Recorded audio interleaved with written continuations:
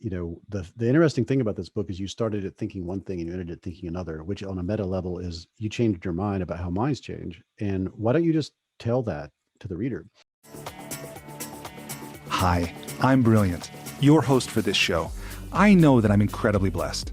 As the son of self-made billionaires, I've seen the high price some people pay for success, and I've learned that money really can't buy happiness. But I've also had the good fortune to learn directly from many of the world's leading teachers. If you're ready to be, do, have, and give more, this podcast is for you. You and I might not have ever met.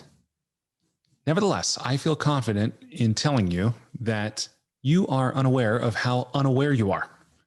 Part of the reason that I can say that is because I have learned a lot from the guest I interviewed today, Mr. David McRaney. He is the author of a book called You Are Not So Smart, which is also the name of a blog that he started years ago and a podcast that he still runs today, all about self-delusion, all about our perceptual filters, our cognitive biases, and all the ways that we delude and deceive ourselves.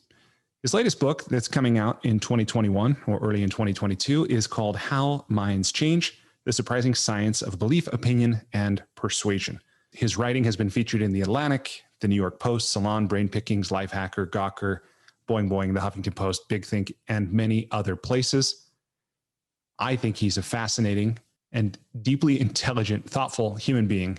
David has worked as an editor, a photographer, a voiceover artist, a television host, a public speaker, a TV producer, and he's done a lot of interesting jobs, incredible life experience, written extensively. He's been a journalist. His perspectives and his insights are truly fascinating. The kinds of things that can help you not only understand yourself better, but other people. And I think to live with more humility, more compassion, more empathy, and ultimately more fun. You can learn more about David's work at youarenotsosmart.com. You can also find him online at davidmcraney.com. With that, I hope you enjoy this conversation with my new friend, David McRaney.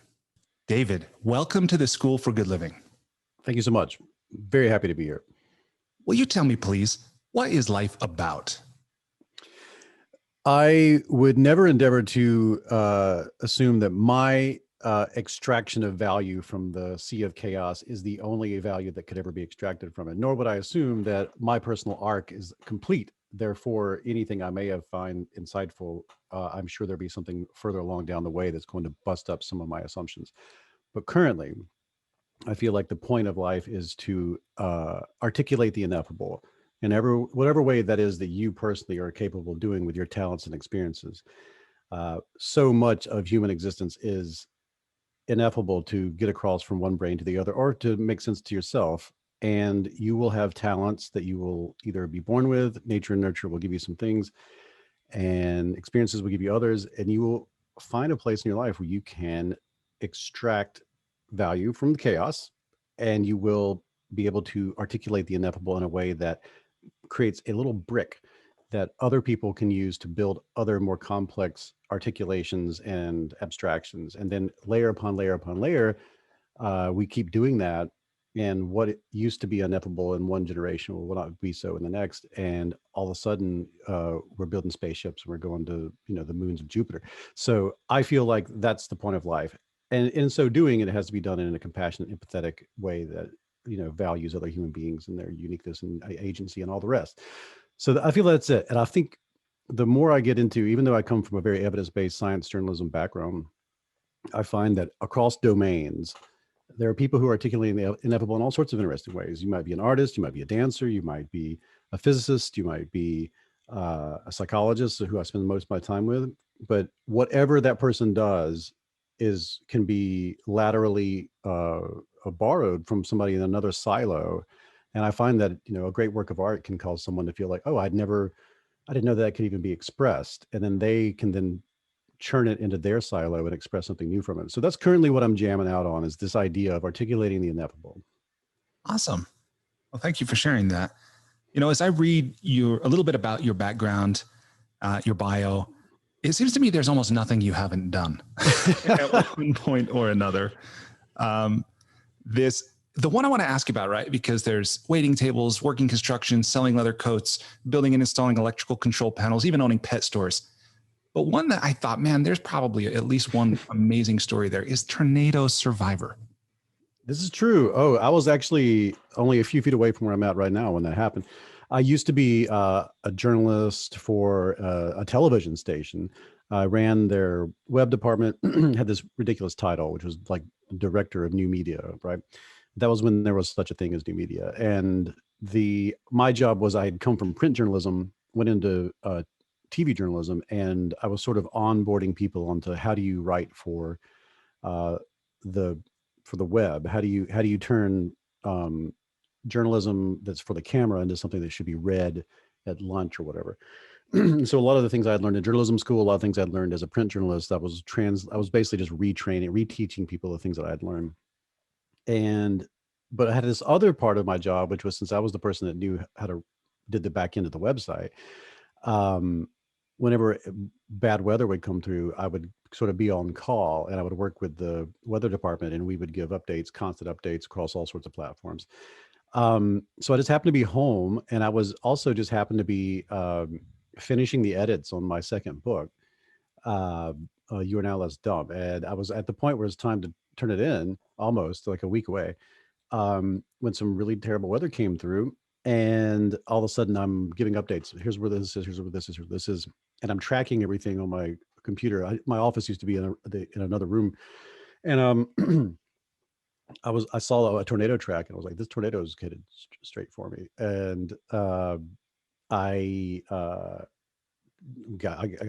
my wife and we got in the hallway. We put blankets over us and a mattress, and I heard the tornado coming, and it sounded like a giant smashing its way through the neighborhood. I know people say it sounds like a freight train, but it sounded more like an angry titan, and you could hear the power lines breaking and making the zipping lightsaber sounds as it's approaching. And it's just churning up the world. And I remember looking at her eyes, and I said, this is it. I love you. And I covered myself up, and it went right through the house. It ripped off the roof and the ceiling, and trees skewered the house, and it kept going that way, and did tons and tons of destruction. Erased about 5 houses in this neighborhood. And I stood up, went back into my office, and it was just open, and water was just pouring in. So at just a few minutes before that happened, I sent all of my manuscript stuff to Dropbox, and it was waiting, right? Wow. And so that was harrowing. And one of my very close friends just happened to be in the neighborhood, and he showed up before the police and fire department did. And then the police and fire department showed up, and then my parents showed up. Our cars were also destroyed, and they picked us up, and I went out to Summerall, a very, very small town in South Mississippi, where my parents live. And when we got out there, I called my agent and said, "Hey, I'm not going to be able to." No, take that back. I called my publisher. I said, "Hey, I don't think I'm going to be able to turn this in on time. A tornado just ate my house." And my publisher at the time said, "Well, look, I understand you're under a lot of duress, but everything is on schedule. The printers are ready to run. If we don't turn this in, you're going to be pushed forward by a couple of months, and it just won't be good for any of us. And is there any way you can finish the edits where you're at?" Wow. And so I went to Walmart and bought a laptop. I bought a copy of Word. I went back to my parents, installed Word, got the laptop up and going, opened up Dropbox, brought down the manuscript, and finished it. And so I finished that book while water was just pouring in this house. And I spent about 3 days on that. And then when I sent it off, I got back over here and got to work and started putting the house back together. And my Oh, agent, who's been my agent this whole time, she likes to tell that story because she called my publisher and lost her mind. But it's become one of these tales that gets talked about in publishing about how I finished the book after with a tornado in the middle of a tornado, which isn't exactly true, but that's the full story of it. wow. And I still have very strong PTSD from this. Like when bad weather comes through, I get immediately like, oh no. And then I have a bug out bag in this closet, which is just for natural disasters. So I'd prepped, but it turned me into a soft prepper, which helps me deal with the anxiety of terrible weather. Wow. What an amazing story, and how fortunate it turned out that you were safe, first of all, No, thank you. and your It, wife, and then how incredible that is. I I'm going to file that away somewhere, hopefully closer to the top of mind, and just remind myself that I have no excuse for not finishing a piece of writing I've committed ever again. That's true. For the rest It's of my true. life. Don't think that made me never be a. It doesn't make writing any easier. It doesn't make procrastination any less appealing. But yes, you can finish your book even after a tornado has smashed all your work. Wow, that is hardcore. That is awesome, man. Okay, so let me ask you this, because I understand that you have, well, I want to ask you about your weight loss, right? Oh, cool. Because so much of what I think we're all striving for is to become the best version of ourselves. And change is hard, even when we know a lot of stuff about human behavior or whatever. But you have, I think you've lost like 85 pounds. Is that right? I've lost. I just hit 90 a couple days ago. So yeah. Congratulations. Holy cow. Yeah. So how'd you do it? I counted calories, which I know that's very simple, but what really happened was, and I'm probably going to make a little Kindle single out of this. There's a really great neuroscientist who does work in this domain in like altering behavior for the sake of smoking cessation or weight loss or all sorts of things. And I've talked to him about like, would it be great to partner up and do like I've thought a great title would be The Body of an Idiot, which would be in line with my brand. But because all weight loss is just exercise more and eat less. That's there's no, everyone knows that. But if you were to make that into a book, it would just be a bunch of pages for notes, and then one one page is like, hey, don't eat so much. Everyone knows it. So the secret to weight loss is actually behavioral, and we are such a complex and nuanced organism that the behavioral changes that will work for one person might be very easy in some regards and very difficult in others, depending on your life and everything that's going on with you. Plus, there's some nuanced differences in metabolism and digestive systems and all that kind of stuff. But still, calories in, calories out works. So I found the thing that worked for me was, first of all, what inspired this was I did a live show in New York. And it was very exciting to be, because as a kid, I wanted to be on Saturday Night Live. That's what I wanted more than anything. And to get to actually do a live show in New York was the fulfillment of something. And after the live show, I even went down to the Saturday Night Live studios and just walked around in the gift shop. And I felt this just prickly, like something kind of happened that I wanted to happen here. But some of the feedback for that live show were like, I can't believe this guy's telling us how to think better or whatever. And look at him, he's clearly overweight. And I was like, oh, that stings. But they were right. And So people actually said that, like there was comments you heard or something you heard somebody say? Comments on social media. Yeah. Ouch. So it really stuck in my craw, and it wasn't like one of those things where it was like, how dare you body shame me? I thought, you're right. I do need to lose some weight. So I I looked into it. I talked to Judd Brewer about this, and he agreed that you needed to track everything you put into your body. And he said, you probably think you're doing a good job and you're not. So I tried a couple different apps. I settled on one called Lose It, but I don't think it matters which one you use. And I started to religiously track everything I ate and drank. And I found out very quickly some problem areas. One was coffee, like the amount of creamer and the amount of calories that I was getting in there. I looked at the serving size, it was like 35 calories, but that's for like a teaspoon. So I was putting like, a cup and multiple times a day. And then I just started tracking my calories through that and keeping a very tight record of that. I got a smart scale that also, connects to the internet and gives me a running record. And I had a very close friend who was just really ripped. And I was like, how did you do this? And he said, here's how you should lift. And, here's what I think about this thing and this thing and this thing. And with all that advice and then the tracking, I just committed to it. And once you lose 10 or 15 pounds, which you lose really quickly, you're like, wow. And then it gets harder and harder as your body acclimates. but because you're tracking it, you see that like over the course of 2 weeks, something happened. And then if it gets harder, you see over the course of 3 weeks, something happened. And you know that it's because you're taking tight control of how many calories you're putting in your body. And you get, you're not full. So you start adjusting your the kind of food you eat because you're not happy and not satisfied. So you naturally, for me personally, I learned like, well, I should eat more of this, I should eat more of that. And then this is to stay full.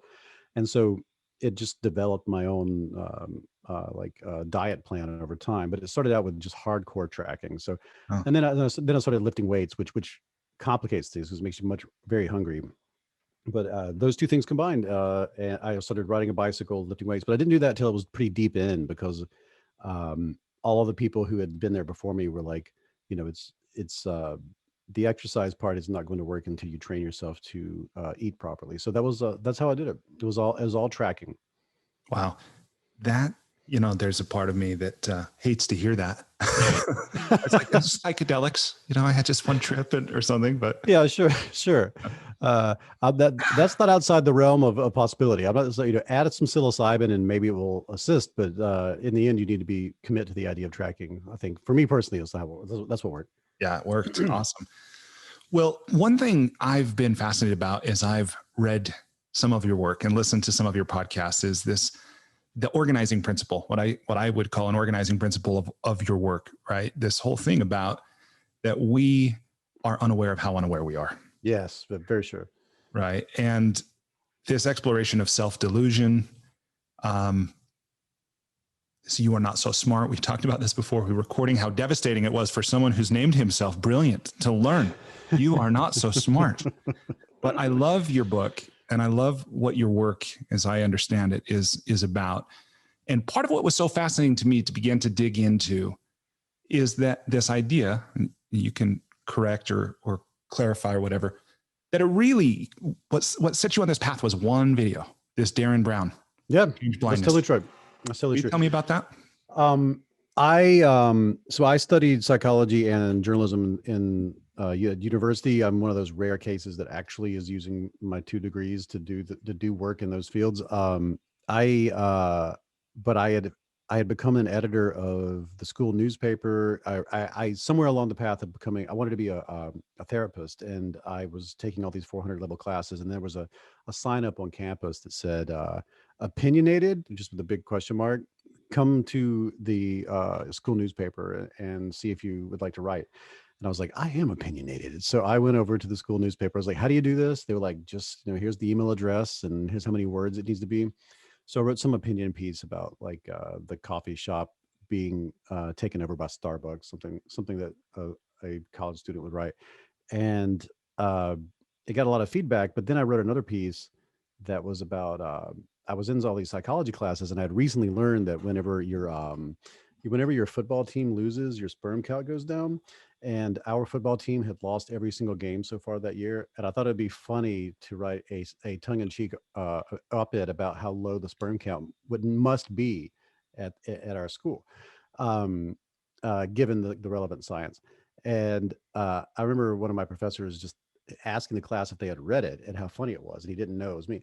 And that level of validation, I was like, "Ooh, I might want to do this." And so I signed up to be the news editor, and then was the executive editor, and that opened a lot of doors to get jobs in journalism.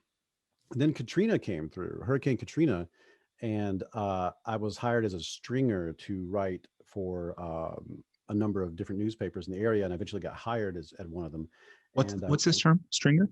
stringer is just someone who works for the newspaper but doesn't employed as a full-time employee there. So it's just sort of a mercenary. It's a journalistic mercenary. Okay. And I for that I was going to people's houses and interviewing them in person, and I was doing all this on the ground reporting, and I was reading that kind of journalism too. I was reading stuff from like the electric Kool-Aid acid test and stuff like that. That old literary journalism that had fallen out of favor, and I just loved it. I was like, God, literary journalism is still my favorite thing on earth. Literary journalism is my favorite form of writing, and I I fell into a couple of different people who I found to be incredible writers in that domain. Charlie LaDuff is a good example of that.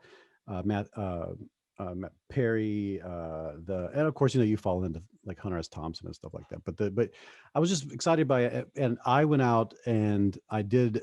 One of the people I interviewed, she had lost. She was 101 years old, and she lived in like almost a cabin. And because of Hurricane Katrina, I thought it would be interesting to interview her and see. Because she had lived through a couple of hurricanes. Most notably, she had lived through one of the bigger hurricanes that had come through, decades earlier, and uh, I wanted to see her take on it. But I also knew that uh, I knew from people in the community that she had not had electricity until relatively recently. She didn't start. She didn't have her home wasn't electrified until the '60s. So I wanted to see what it felt like for her to lose electricity for 2 weeks. And so I went to her house, and she only wanted to talk about her tomatoes. Her um, her deep freeze when a hurricane came through in the '60s. They came and they got her deep freeze, and they put everybody's deep freezes in a big warehouse because everybody subsisted off of that more than they do today. And she just kept waiting for someone to come get it, and they never did. And so she lost 68 bags of tomatoes. And so, but also we talked about what it was like to experience it. Her son, who was in his 70s, lived with her still, and he waited out everything in a root cellar. The water came up to here when he was in the root cellar. He thought he was going to drown, and it was a really, really, really powerful story that I wanted to communicate. But I also wanted to play with it a little bit, and so I made the headline.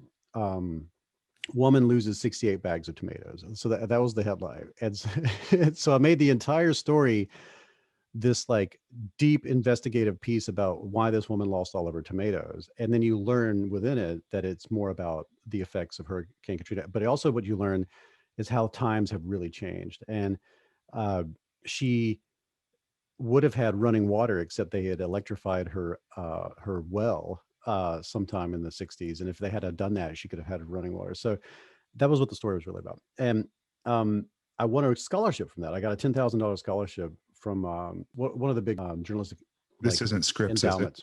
It was I think it was Scripps, who ironically is now handles my advertising on my podcast. But Wow. I got a $10,000 scholarship, and that was it for me. I was like, this is what I want to do for the rest of my life. I want to tell people's stories. I want to bring people from I want to bring people in front of people in this way, and in their humanity, we explore all of our humanity. And um, so that's how this started. But then I ended up working for that TV station, and when I got to that point in my career, I'd done cops and courts at a newspaper, and I covered higher education at a newspaper. When I got to the TV station, I wasn't writing anymore, and I just lost this whole part of myself. And so I started up a blog, and I knew that I wanted a blog that would be about psychology, because I had all this psychology stuff. I would when I go on long road trips, I would tell people like, actually, this is blah, blah, blah, or I would tell them about confirmation bias or something. Or I really enjoyed talking about the introspection illusion. There's all these studies that show we are unaware of the antecedents to our thoughts, feelings, behaviors, but we have no problem creating a narrative to explain our thoughts, feelings, behaviors. And we live by that narrative, even though it's most likely fictional.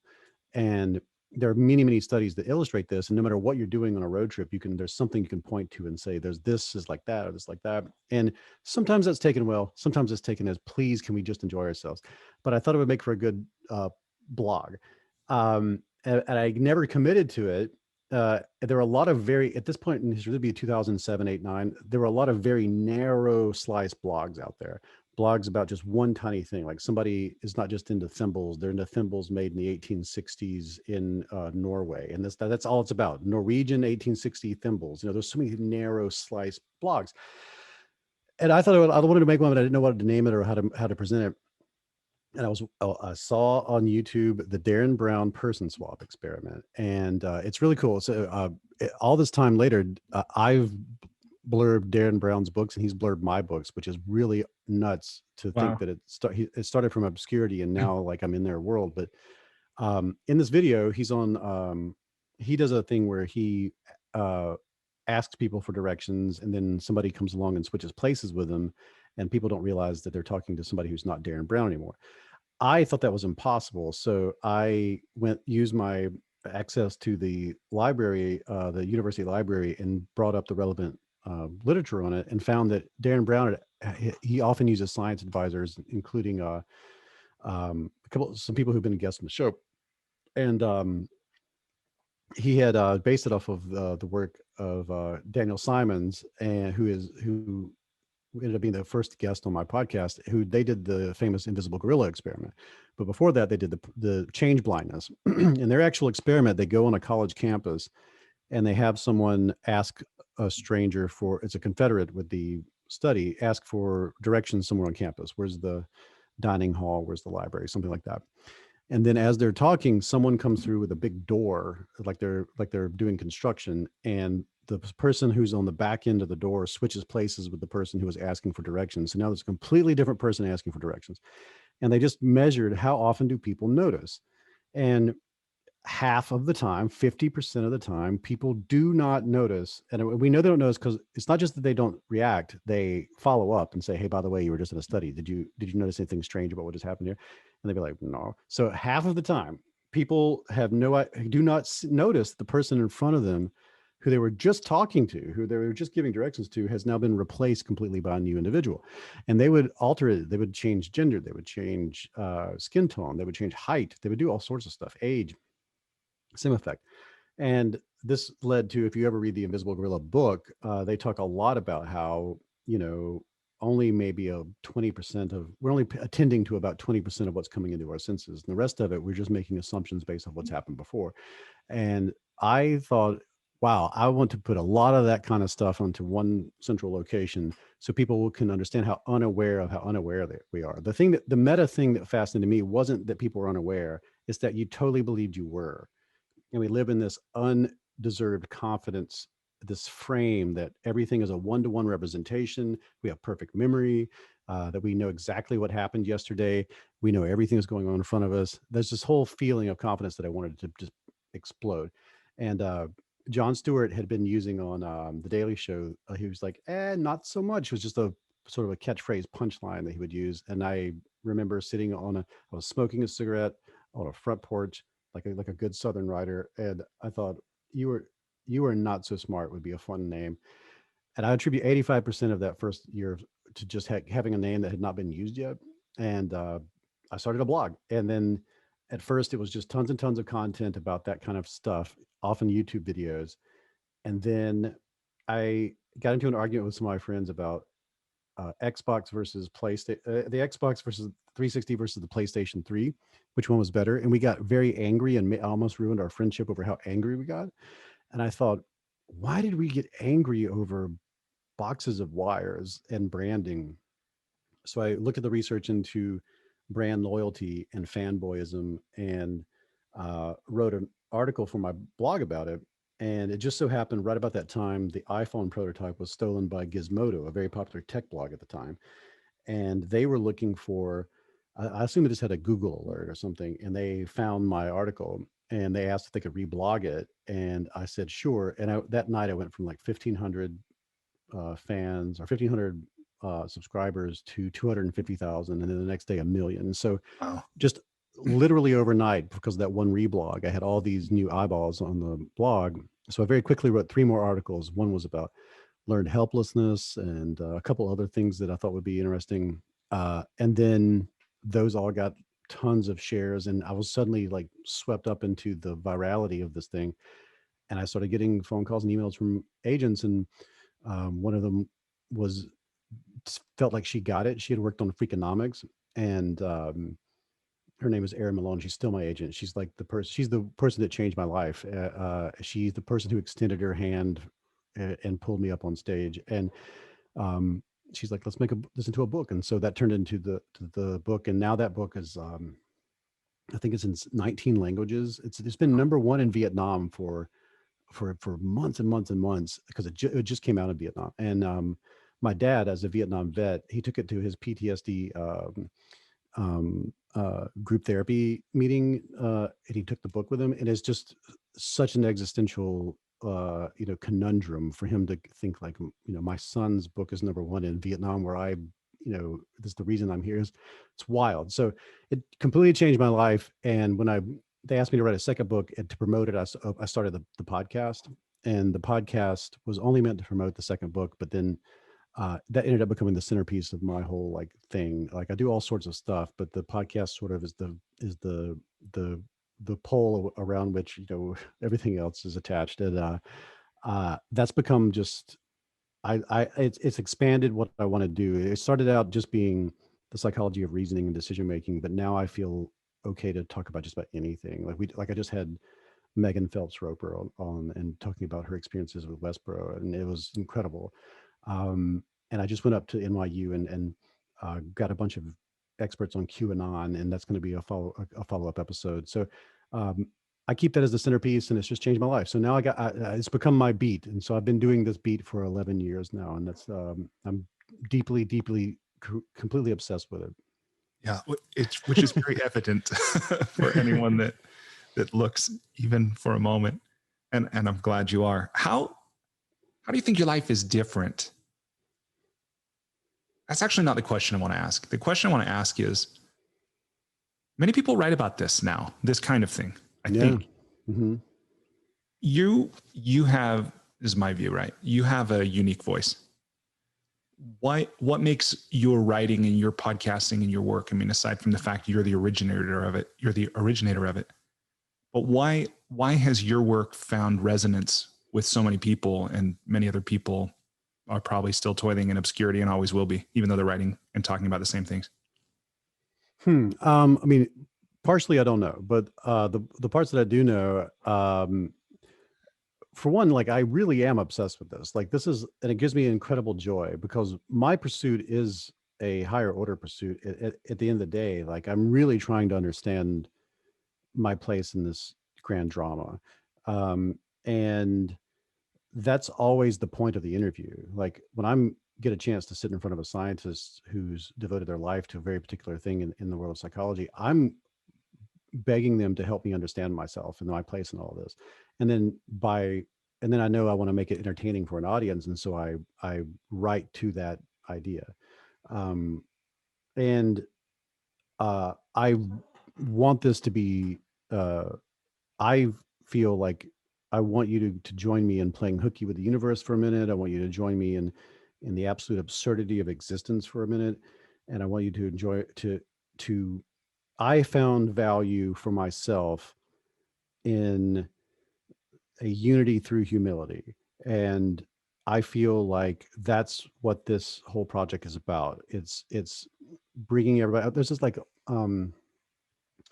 uh, there's Andy Warhol. I remember he once, I found this way later in life, but he said that he didn't have a problem with mass consumer culture because he liked the idea that when he drank a Coke, it was the same Coke that the president drank. It made him happy to know that like there was a democratization of in that way. And I find that there's nothing I'm talking about that isn't something experienced universally by all human beings. And there's nothing that I'm asking you to try to attempt to overcome or to at least be aware of that isn't in the way of us and whatever it is that thing we're trying to become, no matter what it is you're doing.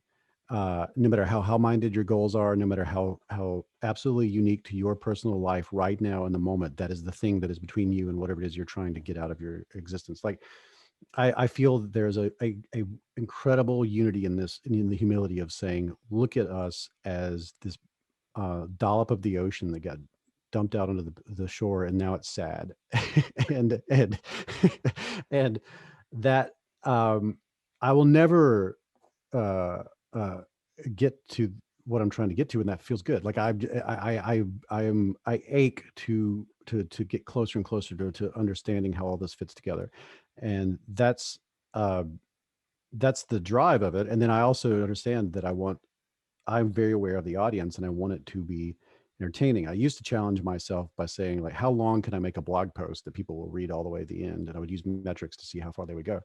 And because I come out of literary journalism, that all applies over into to what I'm doing here. I want you to enjoy the writing. I want you to enjoy the storytelling of it. I want you to be compelled by that.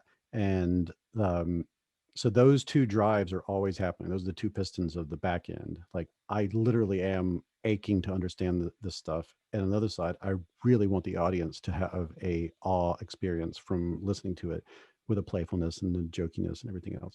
And I commit all the way to all of those things. And I think that anyone can do that and your unique voice will come through.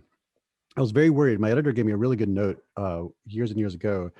I had not done any research to see what other books were on the shelves about the stuff. And then I was really blown away to find that a few years earlier, somebody had written How We Know What Isn't So, which is so close to You're Not So Smart. And I told my editor, I was like, if I had found that book, I would not have written You're Not So Smart. I would have been like, oh, somebody already did this. Mhm. And my editor at the time said, "Do you know how many books are written about the Civil War every year? Like more than 100." And they just keep making them. Like it's not. It's like you think we're done talking about it, right?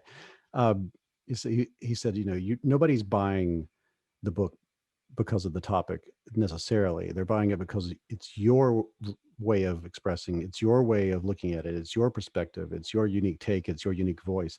And if you remember that, you can apply that to whatever it is you're doing. Uh, and that got me out of that frame because I had gotten to a point where I was really worried that I was just on a bandwagon. And there, my editor at the time said, "There's no such thing." So that helped a whole lot too. Yeah, that's beautiful. What did you find was the answer to that question, right? Of how long a reader will remain engaged? Because I mean, some of these, like in the whatever Esquire or the Atlantic, not Esquire, Harper's. I mean, they're like 5,000, 7,500 words. I think people read all of those. But what did you find? I have found that for a blog post that doesn't have it only has one thing to say, 5,000 words about as much as you can commit because the reader knows that about 5,000 words. Okay, I get it. So you Yeah. need to have multiple signposts. If you have three or more things that you're trying to say, you can extend it out to 12,000 words. I usually do 12,000 words as a chapter is my limit. I keep a limit. If it hits 12,000, that's too much. I feel like the cognitive load of a chapter, once it passes 12,000, you feel like it feels like the chapter should be over by now. It's sort of the natural cognitive load, like of a movie, is about 2 hours, 2.5 hours. There's just a point. I feel like those things find their level. Like I think movies are 2 hours long because that's how long you can sit and enjoy a work in that context. I think that's also true for a chapter about 12,000. A blog post can go as high as 12,000, but it better be like chapter quality. And it needs to have 3 to 5 ideas that are explored in 3 to 5 ways each. And a blog post can be about 5,000 words is good for one idea that's explored 3 or 4 different ways. But it's all about cognitive load. I mean, it's all about how much a person can be asked to keep up with in their head at one time. Yeah. Because you need to, at some point, they need to stop and walk away and digest it. So you can't just keep force feeding them info. You need to give them just the right amount of info. So a chapter is like a elegant 3 hour meal at a fine restaurant or a family gathering or something like that. And a blog post should feel, at a minimum, it should feel like you treated yourself to a taco. And at a maximum, it should be like you treated yourself to um, a meal at a place that doesn't serve wine. So, so, but you should. That doesn't mean you shouldn't challenge yourself to make something that quality. Um, I think that it's all about cognitive load. I found that I could push the 5, 6, 7,000 word limit on blog posts, and people would finish them, but they wouldn't just finish them they wouldn't finish them unless I had uh, used all of the tricks of storytelling, where there's a cold open and there's foreshadowing that says I'm going to tell you about this, but not yet. If we're going to go here first, I stumbled into something I call the turn. I've helped a couple of different bloggers turn their stuff into books, and I often mention something I call a turn. There's all sorts of words for it. I think Stephen King calls it the inciting moment. But for each for the book, for the work as a whole, at a meta level, there needs to be an inciting moment, and for each chapter, there also needs to be one. I like to call it the turn. It's the place where I open with I do it on the podcast too. On the podcast, I'm aware that at right about the 24-minute mark, that's when people will finish their commute. Or it's also right about when you finish making breakfast or when you finish folding your clothes. So, or you finish your workout. So I always front load my podcasts with around a 24-minute cold open piece that can be consumed by itself, and it sits alone as a work. Go to break, and then after that is the longer, like Johnny Carson, Conan O'Brien section, where I'm talking back and forth with the guests. Um, Same thing in writing. There's that opening thing with the turn. So what I usually do is I open up with something that I don't even tell you why we're talking about it. You just drop in media res. You don't know why you're in this. You don't know where you're at. You're totally discombobulated. Then I relate it to something that I think that everybody will be familiar with, usually something maybe from pop culture, or something that is universal to the human experience. And then I say, this is the mystery we're exploring. And, but to understand it, we need to take a step back into the science. And then that's the turn. So the turn is, what's up. I've likened it before to being like being led through the forest by a wizard. So like the wizard keeps saying, come with me, come with me. And like you are willing to do that for a while, but after 20 minutes or so, you're like, are we going anywhere? So they have to at least do a magic trick for you. And then you'll go with them. Like, I promise you, it'll be fantastic. Look at this. And they make like a fiery bird fly into the sky. And then you're like, oh, okay, I'm following you. Yeah. So same thing with the piece of writing. I always write up to a turn and then I take you there. There's in my newest book, How Minds Change, there's a chapter that opens up with, I was sitting in the Knickerbocker restaurant across from a soft-faced bearded man, um, who slid between me and my notebook, slid between my notebook and a basket of bread, a photograph of of a egg sunny side up, its yolk a shade of neon, a shimmering shade of neon green. And then we proceed to the next thing. So that is a hard cold open that puts you in a very strange place, and you are compelled to go, excuse me. And then I give you a little bit more of why I'm there. And then we say, for you to understand why I came here, let's back up into the science. That's a good example of like how I usually like to prefer to get people to the turn and get them through it. Right on. I what's coming up for me hearing you share that, by the way, first of all, thanks for peeling the curtain back and sharing some of the Sure. Yeah. behind. But what's coming up for me is just the thoughtfulness and the awareness of the reader, and the fact Absolutely. that we don't write in a vacuum. I suppose maybe some people do, but maybe many of those people are writing diaries, but you're writing and creating for an audience, and you're aware of that in the act of creation. I absolutely, if I was a hardcore piece of put it in your pocket advice, write to an audience, write to someone specifically. Like some of my worst work came from when I was writing to an editor who did not understand my voice, and I was trying to write to what that editor liked, and I was just inauthentic, and it came through. And it was my worst writing I've probably ever have done. I used to, before I had editors, I would write to a very specific person in my life that I thought would be, think it was, this was, I wanted to make that one person laugh or make that one person go, wow. Like that was a trick in the beginning. And then once I got kind of locked in with, an agent and an editor that I knew really supported what I did, I could imagine writing to them as an audience. And then once I had a fan base on social media and on for the podcast and everything, I'm aware of that community is who I'm writing to, and that changes the way you write. But all that really matters is you are definitely thinking about this is being read by another human being, and they have a certain amount of there's so many balls they can keep in the air when they're reading something. And what's the point of this? Like, is this for me, or it's like you can Ingve Malmsteen solo all night long and it would be technically marvelous, but it's not going to be fun, and it's not going to be something that you will consider engaging, and it's not something you'll probably share with anybody. So really do consider your audience. Yeah. So just a moment ago, you mentioned this new book, How Minds Change. Oh yes. Tell me, who is this book for, and what do you want it to do for them? It has changed. That book's the point of that book changed over time because the book started telling me what it wanted to be, versus me trying to create something that I thought should exist. Because the more I learned about the topic and the more time I spent with people, the more it became evident that what was changing within myself needed to be the story of the book. The book needed to be my story of how I changed my mind about this whole concept. Luckily, my new editor, Nikki Papadopoulos, that was her major suggestion when she came on board. She said, the interesting thing about this book is you started it thinking one thing and you ended it thinking another, which on a meta level is you changed your mind about how minds change. And why don't you just tell that to the reader? I had taken a very authoritative voice before this, and instead, now the book reads where it starts out with, I don't understand the topic. And I tell you directly, I don't really understand this, but if you'll come along with me, maybe we'll figure it out together. And then over time, I start to develop an authoritative voice. And by the end of the book, I reached a level of some sort of expertise on the topic because I've spent so many years with it. I love that arc, that style, and I'll probably write in that style for the next few books because I think it's really compelling and it's very honest. There's no opportunity to do a thing where some science writers, I think, come up with a catchphrase or an idea, and then they write to the idea like it was like they invented it when really it's just out of some paper they read. And I don't want to ever do that. I want to always cite my sources and say I didn't understand this at all, and then I thought it was cool, but then I talked to this scientist who disagreed with that scientist, and then it got complicated, and now I don't know what to do. And to untangle this, we need to go talk to this person. And just this feels more honest to me.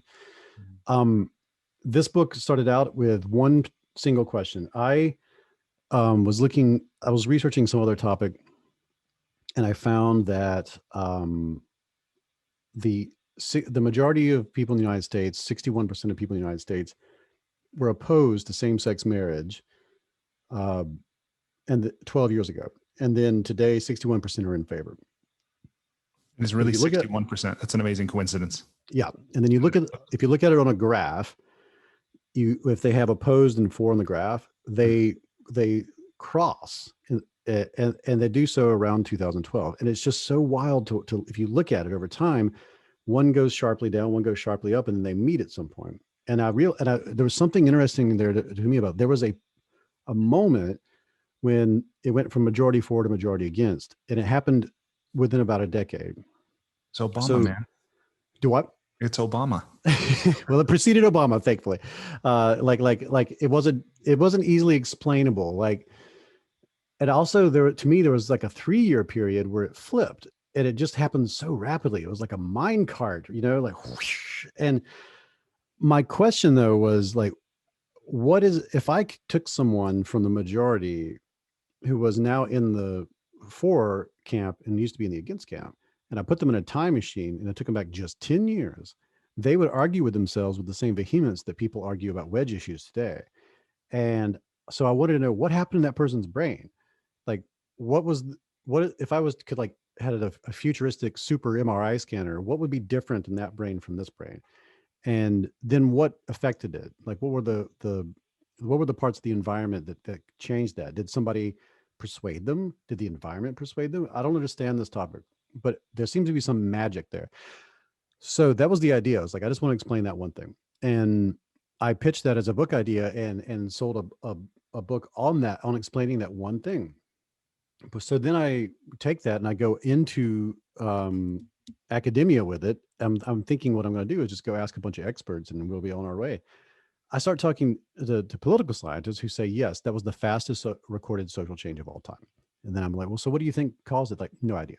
I'm like, what do you mean no idea? I was like, well, there's a million things, but we don't know why this happened so fast, why other things didn't.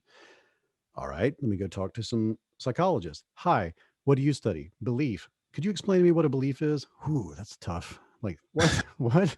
You've been studying this for 40 years. Like, yeah, but that's why it's hard to tell you what I don't even really know what a belief is, tell you the truth. Like, oh my God, okay.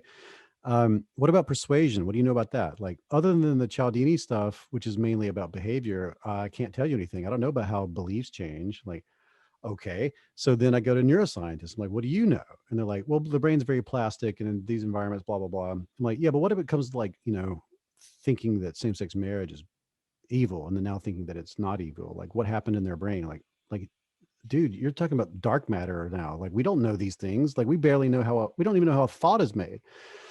So I was like, wow, this is going to be tough to tell my editor. Like, whoops, sorry, I'm asking questions that no one knows the answers to. So instead, which by the way, if I can just jump in there, it's amazing that all those people have so much to say, but it seems in some fundamental ways they know almost nothing. This is true. This is true. At least they're willing to admit that they don't know it. So I had read a New York Times article about a group of people that were going door to door, changing people's minds in less than 20 minutes with a very specific technique.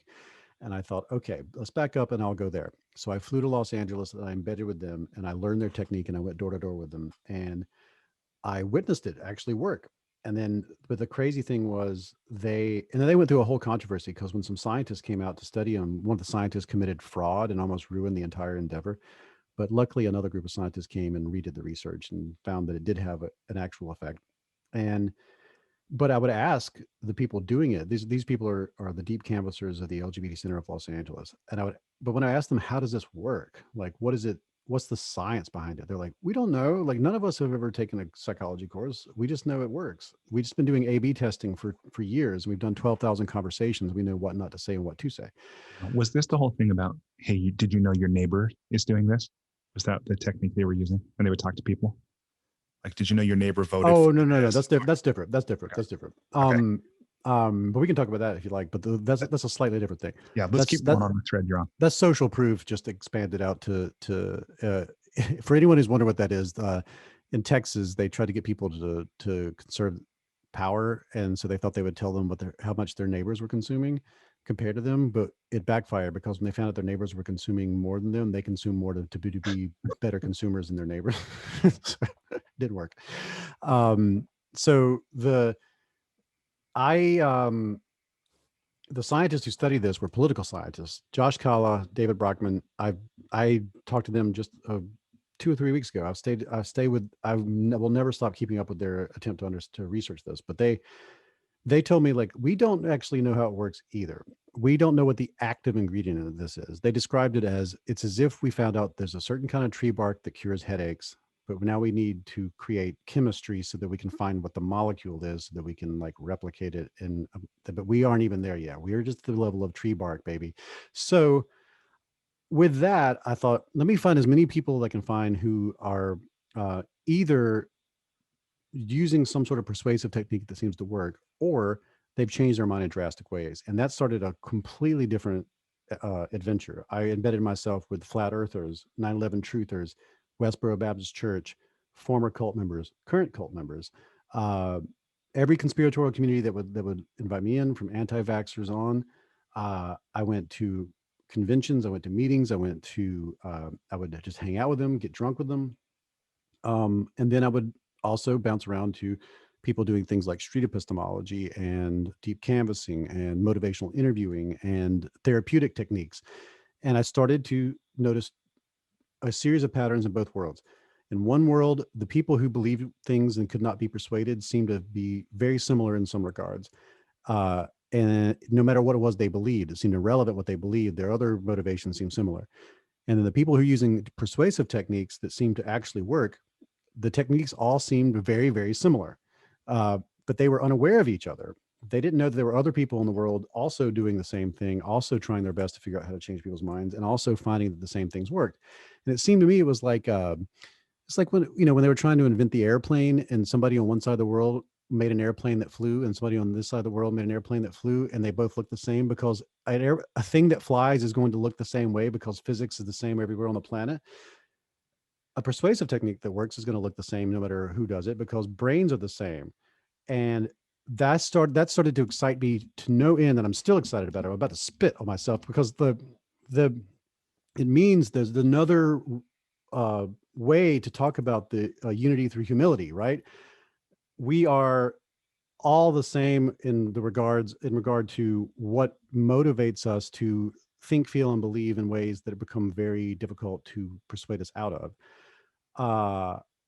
And the fundamentals behind those I started to see as attitudes and beliefs and values are different constructs. They're different mental phenomena that interplay. And also, though, the way one person can persuade another person to think differently is always going to work the same way, because I eventually found scientists who only think about this one thing, Hugo Mercier being the main one.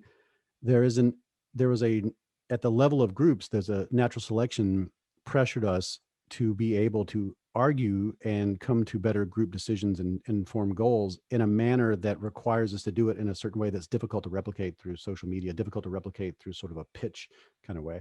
But when it was more similar to the way that we evolved to send and receive messages, the better we are at sending and receiving messages. So I was like, wow, I'm finding something that I've never read about before. I've never seen it constructed. I've never seen anybody put it out there. And then I was also able to get all these different groups to meet each other, like not the conspiracy theorists, but the all these different persuasive communities, I've introduced them to one another, and now they're collaborating. And so Oh, I'm hoping they make like a Voltron of persuasion out of all of their stuff. And I'm actually hoping that when it comes time for the book to come out, that maybe I can get them all together on stage. And so now I feel like I'm walking around with a superpower. Like I feel like I have, and the book ends with me using it twice. I went to Sweden and used it on Flat Earther on live on stage.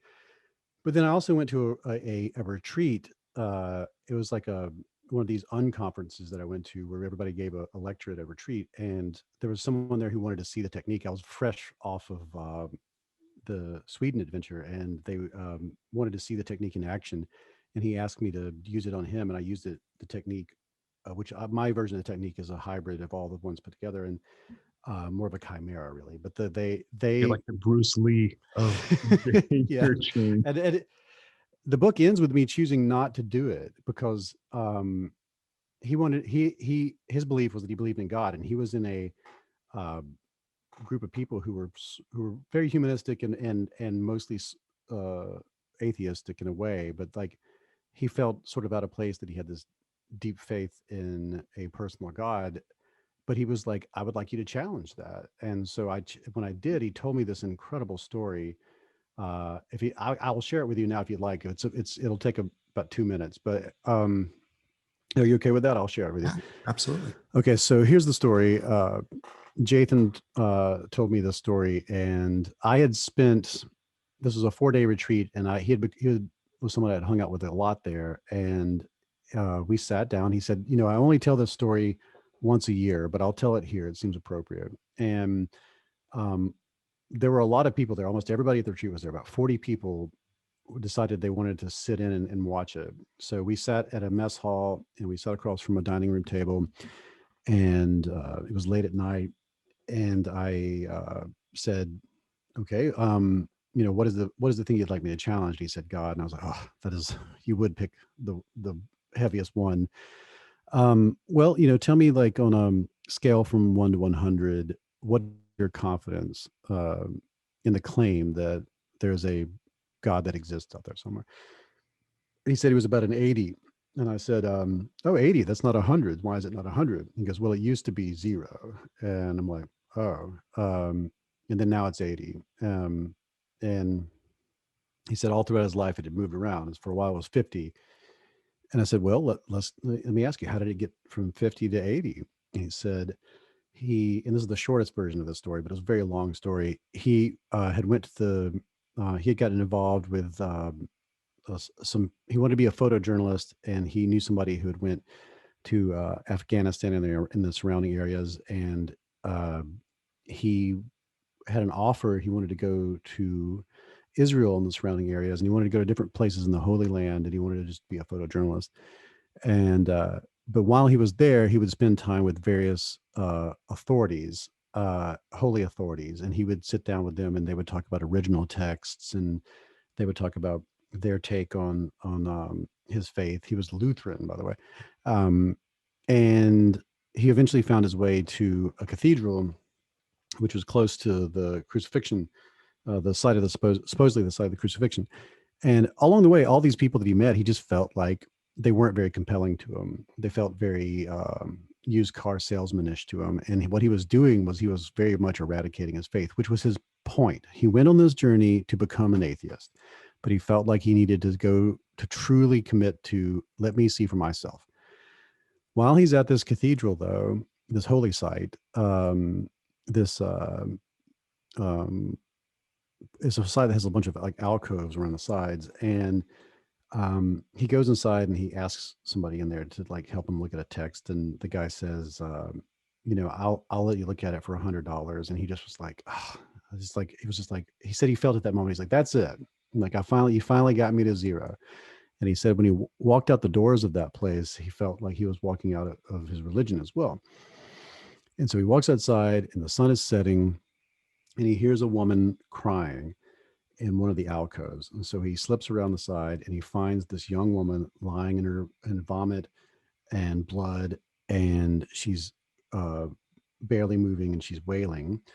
And she's clutching a suicide note, and he learns that she wanted to marry a young boy, or if her parents wouldn't allow it, she had taken a bunch of pills to kill herself. And so he scoops her up, and he walks through through cobblestone streets in the middle as the night is coming in, and he barely knows how to speak the language, and he hails a taxi, and she's limp in his arms, and he takes her, puts her in a taxi, goes to a hospital with her, has no idea who this person is, sits with her as they start pumping her stomach, and then they take her out, and he's holding her hand, and this still hits me hard. I can feel it coming up inside. I can feel my eyes starting to get to go. Um, she had a book of numbers, and he went through the numbers one by one until he found her parents, and they could speak English, and he told them where he was, and so they came, and he spent all night with her, and she lived, and he eventually had dinner with them and he went back and forth with the family a few times. He kept up with her. She eventually became a nurse. She got married. She has kids. So he said, whatever God is, that's what God is. He said that he went there to destroy his faith, and he found something completely new. And what he found was a connection to the divine. Uh, Construct it any way you want, but if he hadn't been there, she would have died. And that he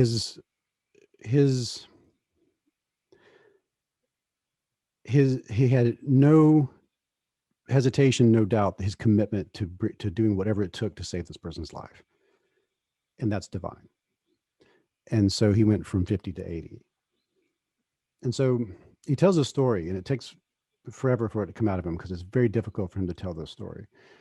And I knew all the steps in the persuasive technique that come after this, and I knew all these like practical ways to ask him to challenge whether or not this is actually evidence towards something spiritual, something bigger than us, right? Something tangible. And I hesitated, and I had spent all these years learning all of this, and then here it is in front of me, and I feel like, what good is it? And so I said, Jathan, if I had a glass case with a button in it, and I put it in front of you, and this button, if you open up the case and you press the button, you'd go back down to zero. Would you press it? And he thought and thought and thought. It was this long, pregnant pause. And by this point, everyone had like really collapsed in and was like leaning in to hear what he's going to say. And he said, no. And I said, I can't think of any good reason to keep talking about this. Like, you've given more to me than I could ever take from you. And so I just, that's, we're going to stop here, and thank you. And so I stood up and we embraced, and then the crowd collapsed in on us. We had this giant weeping hug, and I had to really sit and think about, like, what was this book about? Like, at the end of this journey, I chose not to use the thing that I had spent so much time trying to understand. And that became like the point, right? I have a say in the book that I added a step 0 to before step 1, which is ask yourself, why would you want to change this person's mind? Why do you want to do this? What does it say about you that you want to change this person's mind? What are your actual intentions? And I had a friend who's a negotiation expert named Misha Globerman, who I brought that whole story to, and he said, it was very important to fully understand why it is that you're so committed to wanting to change somebody's mind about something, whether it's a fact or an attitude or a value, whatever it is. Maybe in exploring why you want to do it, you will realize more, like, you will abandon the pursuit because you realize there's something in you that you don't understand, and it's more important to understand that than it is to engage in the pursuit. So it was huge, right? So that's how the book ends now, which is kind of strange. Like, you go through all these chapters, going through all the science, and then I hand you this tool, and then I ask you at the end, it's like, please don't use this tool unless you know why you're doing it, and because it's very powerful. And why would you want to shake someone's faith who like, regardless of how you feel about religion or God or anything like that, you cannot deny that something divine happened in that moment. And whatever words you want to use, whatever categorical constructions you want to do, however you want to articulate the ineffable of that, it is almost irrelevant how you construct it, because you cannot deny the ineffable that occurred in that moment. He fully expressed something important and human that I hope we carry with us to the stars. And how dare I try be so bold as to say, but have you thought about this? Like, it's not important. He can do that himself. That's not the kind of thing, like, it's not a flat earth type thing. And so I grew, enormously in that pursuit. And yeah, that's so what is the book about? It's about all that. It's about why we think the things we think, feel the things we feel, do the things we do. But how do brains update themselves? How do they assimilate and accommodate over time? How do we form the model of reality we use to navigate the world? What changes it? What updates it? And then how does interpersonal communication affect it? And then how does that translate to social change over time? So if you want to understand the science of all that, I tell you. If you want to understand the network science of it, the social science, the political science of it, I tell you, the neuroscience, the psychology, all of that. If you want to know how best to persuade other people, I'll tell you that too. But also at the end, I hope you understand, like, this is not like one of those persuasion books that is like how to win friends and influence people. Like that's not. Uh, I'm not handing you a tool that could even be used for these purposes, because people will see right through it, and I hope they do. So that's sort of the strangeness of this book. It's like nothing else I've ever made. That's amazing. When is it released? It's supposed to come out. It's going to come out in October, hopefully. I'll leave it to the publishing lords to decide what's the best month for it to come out. But I've been told somewhere between October and January. But they'll figure it out. COVID changed the game in that regard, but they'll figure it out. Yeah, and because things on the internet think they'll live forever. For everyone listening, we're talking about October of 2021, maybe later, according to the whims of the publishing lords. That's right. That's right. Yeah, thank you for sharing that with me, and I can't wait to pick up this book. It was really incredible. So, man, time passes so quickly. There's still so much I want to cover. But sure. You get. We can do 30 more minutes, no problem. Okay. Well, I definitely have two questions. I'll just park these, because one I'm really interested in is, if there was one thing, I do want to get to the enlightening lightning round for sure. Okay. So I'm gonna throw these out there. Let's do the enlightening lightning round and maybe come back to these or something else. But one is about, if you had that moment, like that dramatic scene where the doors are closing and the person is going to go away forever, and you only have time to tell them one thing that they can use to improve the quality of their life, right? From the vast research and experience you've had in all of this, that one thing that you would impart, that's one thing. So we'll park that. Oh, Lord. Okay. The other one is about, if we know these things, right? Like we know all these, we can go to Wikipedia and read the page of all the biases and all of that, and the cognitive filters and stuff. And we know that the narratives we live in some real way are total crap. If we know that, why is it so damn hard to change and like create an empowering one and live it every single day? So that's okay. Question one. What's the one thing I'd hope you'd know as the doors are closing? You get more from disconfirming than confirming. That's the most important lesson. That you get more from it, you're saying? Yeah, you get more from disconfirming than confirming. This is true in all regards. Whatever it is you're exploring, ask yourself how you try to find out how wrong you are before you try to prove how right you are. That's the simplest thing I can say about it. Like, it's look for the null hypothesis in life. Don't fear don't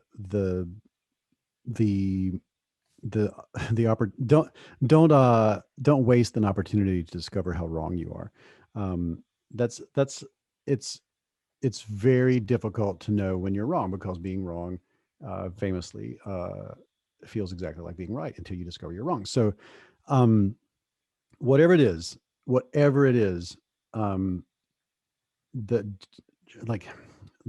are domains in which this is going to seem like you shouldn't do that. Interpersonal relationships, faith-based things, even the story I told about Jathan. But there is no harm that's going to come from you discovering that you could be wrong about something. If it's really true, it will only be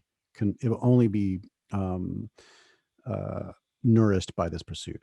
So look for disconfirmation. I mean, at the simplest level, if you're going to Google something, Google, like let's say you're hesitant about the vaccine.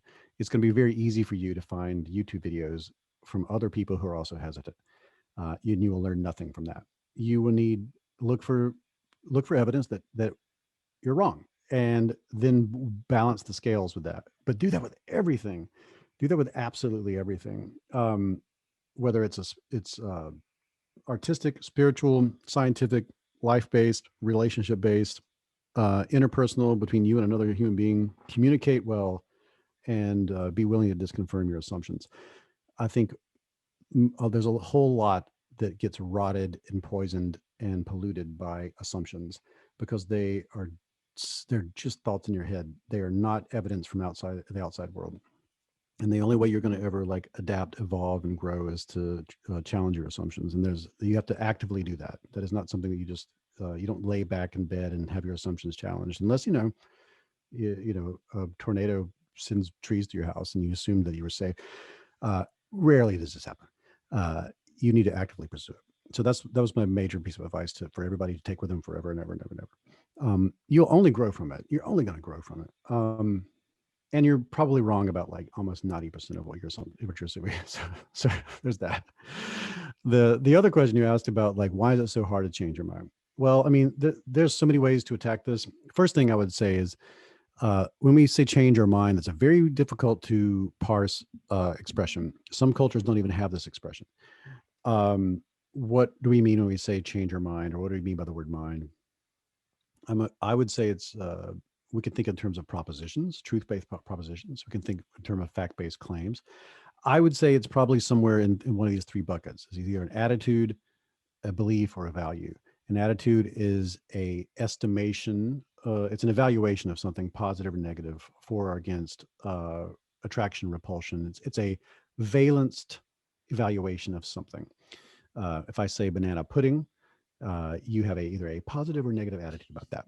If I say medical waste, you have either a positive or negative evaluation of that thing. If I say the Matrix sequels, you have a positive or negative evaluation about that thing. These are attitudes. If I ask you, do you think the president is a good president? This is where it starts to be, am I asking about your attitude or am I asking about a fact? Is the president good or bad? What I'm asking you is your attitude toward that thing. How could it ever enter the realm of fact-based claims when everything we're talking about is the evaluation of something valenced? Yet, when we try to change people's minds, we often treat an attitude claim or an attitude proposition like that as if it's a fact-based claim. And techniques that work on beliefs don't work on attitudes, and that's when we get very frustrated. And a good example of this is when somebody is an anti-vaxxer. And I don't mean for COVID. I mean for the vaccines that usually the vaccine battery that children usually get, that some people are very hesitant to receive or have their children receive. They'll say something like vaccines cause autism, and then you'll attempt to change their mind about that. And that's a fact-based claim. That's a belief, right? I believe this is true. And a belief is as information encoded in the brain that carries with it some sort of confidence, metacognition. That's why often in the beginning you say from 0 to 100, how confident are you in this? All the information encoded in our brain also carries with it some sort of a intuitive confidence value. And at high levels of confidence, we say it's true. At low levels of confidence, we say it's maybe not true, possibly false. But we also can be very confident that something is false. So obviously the language gets really weird here. The point is the confidence determines whether or not it's true or false. That's a belief. And then a value is, what do we think is more important to worry about than something else? Like, what should be the thing that we consider, if we had to stack everything against each other, what's something that should take up our time? What should we focus our goals on? What should we use our efforts toward? That's valuation. So these three things interplay, and they're just ingredients in a big cake of the models of reality we use to parse and make sense of the world and predict it and make goals and determine cause and effect. But if somebody says to you, vaccines cause autism, your immediate reaction usually is, okay, I want to change their mind about that. And so you start pulling in facts from the outside world. So from the facts from the outside world, you start getting bullet points and YouTube videos, and this scientist says this, and this scientist says that. And the thing though is, like, you might even successfully persuade that person that vaccines don't cause autism, but it will not change the fact that they do not intend to vaccinate their child. Research into this is very clear. Like, they've taken thousands of people and used all sorts of techniques to get them to be less vaccine hesitant. The CDC is very committed to this kind of research. And what they often find is that what happens is the person will give up that belief, that very particular belief, but their intent to vaccinate becomes even less likely. So you actually made them more hesitant by convincing them that this one thing that they believed is not true. This seems very counterintuitive. This seems like this is what has often been called the backfire effect. Um, the reason that happens is because you were trying to change their beliefs when you should have been trying to change their attitude. What is their attitude is something along the lines of, I do not trust authorities. I do not trust institutions. I certainly do not trust government medical institutions, which is sort of a mix of authority and institution together. I also don't understand the science behind this. So this is some sort of magical cocktail. I don't understand that either. I have a fear of all these things. I also strongly do not like the idea of my agency being taken away by another individual. I have a very primate concern in that regard. And then you're saying, on top of all that, I'm going to take everything that I'm afraid of and that I'm hesitant about and that I fear in this world, everything that gives me anxiety, and you're going to put it in a needle that's going to be put into my child against my will. So you're going to hurt my child by taking away my agency and their agency.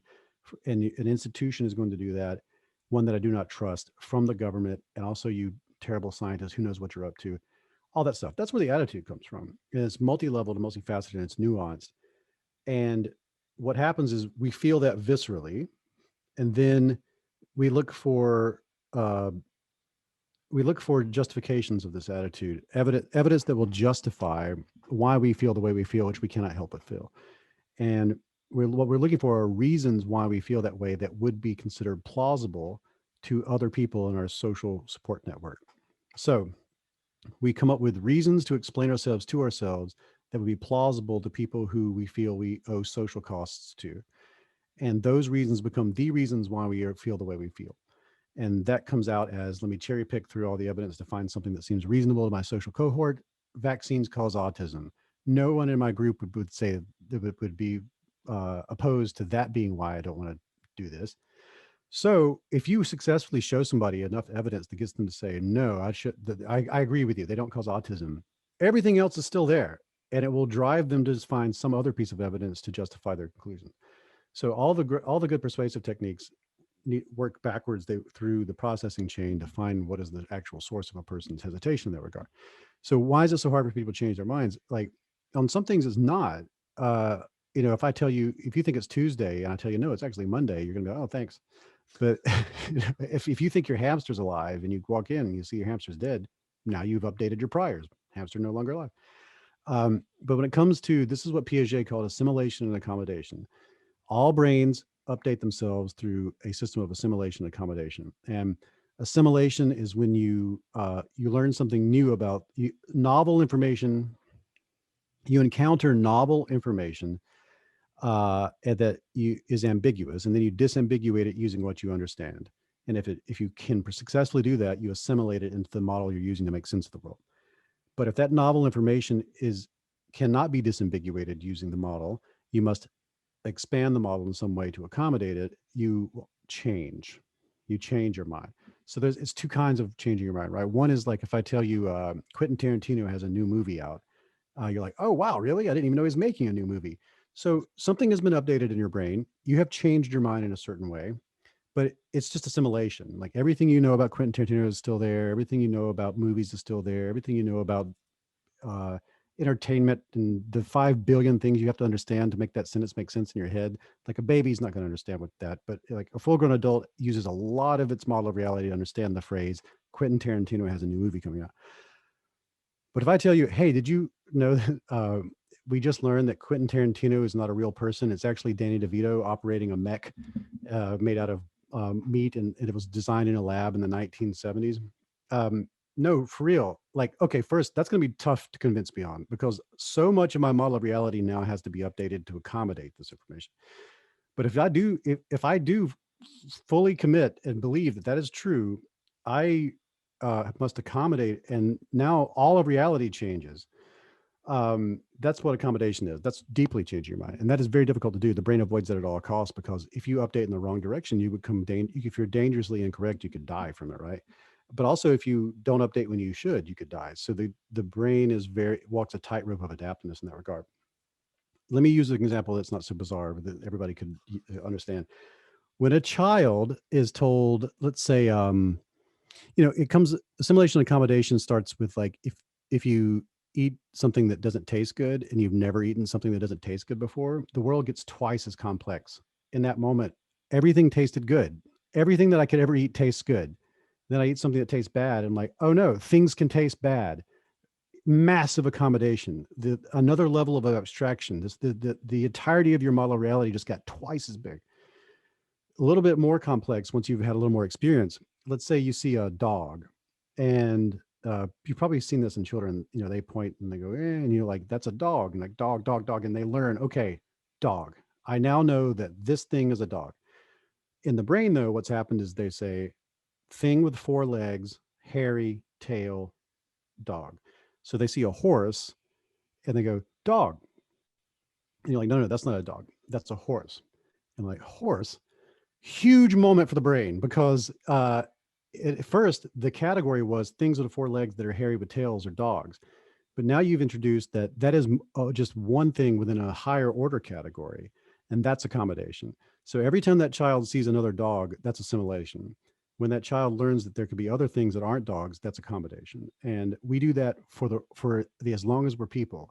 We're constantly adding layers of abstraction to the entire thing. Anytime we do so, the world gets a little bit bigger, and we understand it's much more complicated than we thought it was before.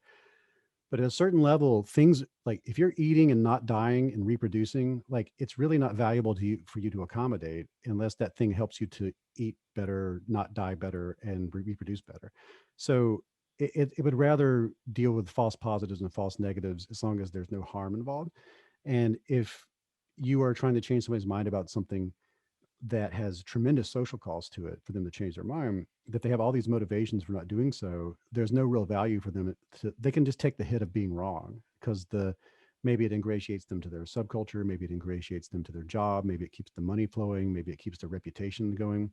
All these things are more valuable than accuracy. So those concerns will always outweigh the other ones.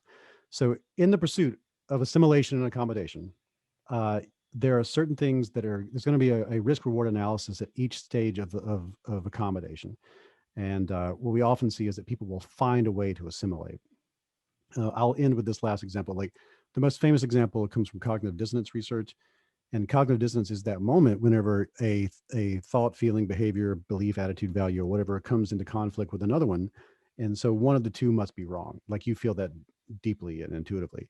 And you have to, but there's a way to get out of it, which is that you can just assume that instead of thinking that the novel information is wrong, you think that your interpretation of it is wrong.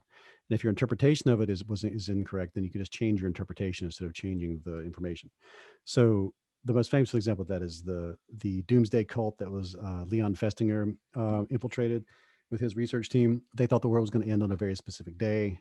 They prayed and prayed and prayed for it. They gave up all their possessions. They got ready to die. They put on special clothes, and then an alien spaceship was going to come and pick them up, and then the world was going to end. But the day came and went, and it didn't happen. So now what do you do? So what you could do is say the new evidence suggests that I was wrong about that, and maybe these aren't cool people to hang out with, and maybe I shouldn't have done this. But there's a tremendous amount of social cost in that, and there's a tremendous amount of identity cost in that. So another option for them was to say, what they actually said was, we prayed so hard we saved the world. And so the alien spaceship didn't come. Okay. Assimilation is saying that the alien spaceship came because now nothing changes inside your head. You just found a way to interpret the world using your current model in a way that allowed for the novel information to not be so novel.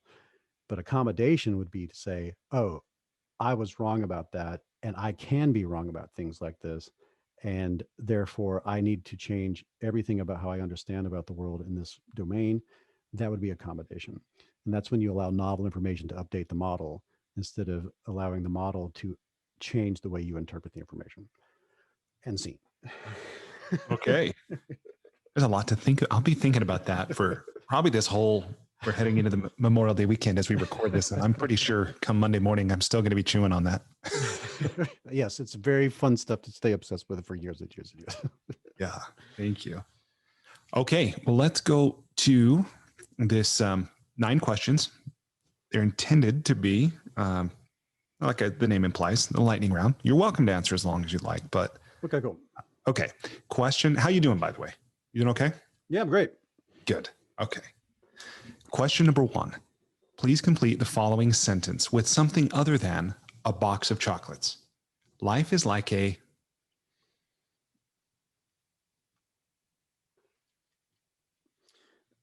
life is like a walk-on part in a play that you that in another language. Okay, that reminds me of is it Oscar Wilde? Life is like a play, but it's poorly cast. Like that. Okay, question number 2. Here I'm borrowing Peter Thiel's question. What important truth do very few people agree with you on? There's this thing that people do where they say they were doing a lot in 2020 where they're saying I can't believe it's 2020 and we're still doing X. And so now we do it 2021, we do it forever. Like, I can't believe it's 2021 and people are still doing whatever. Dude, we went from the airplane to landing on the moon in 66 years. We didn't know that vitamin C existed till the 1930s. We didn't know galaxies existed until roughly like 20 or 30 years into the 20th century. My parents didn't have flushing toilets as children or running water. My grandfather saw a TV for the first time when he was in his 40s and thought it was 2 miniature men fighting each other, and he didn't understand it. We are living like in a world that is so new. I'm impressed about everything we're doing. So it's, to me, it's inverted. Like, I always say, like, I can't, like, if they say I can't believe it, like, I can believe that it's 2021 and we're still doing whatever horrible shit that we're doing. Like, yeah, I believe it.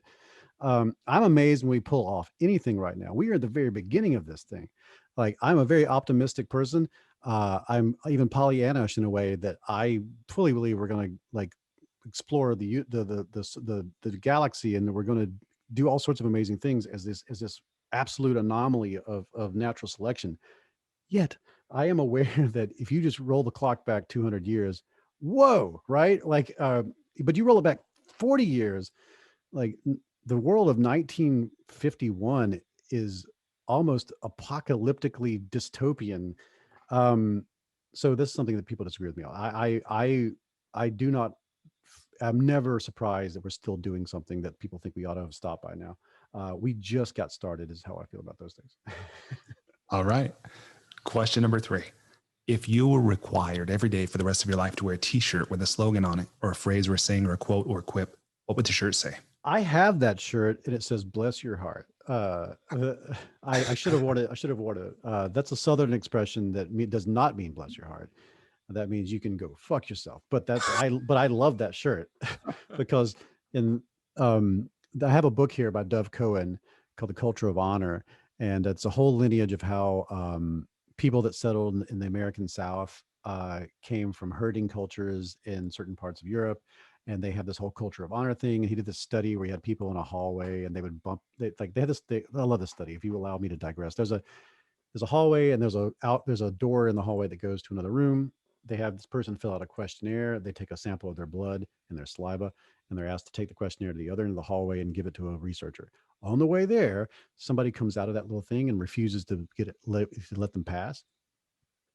And then they go so far as to bump them. And when they bump them, they go, "Asshole." The person that bumped them says that. And then the person gets the other end of the hallway and they take the thing and they give them the blood and saliva, and they take a second blood and saliva sample. And so they see the difference between who they were before and after. And what they found was people who had spent 16 years or more in the Deep South would have levels of testosterone and cortisol go through the roof after they had been bumped in the hallway.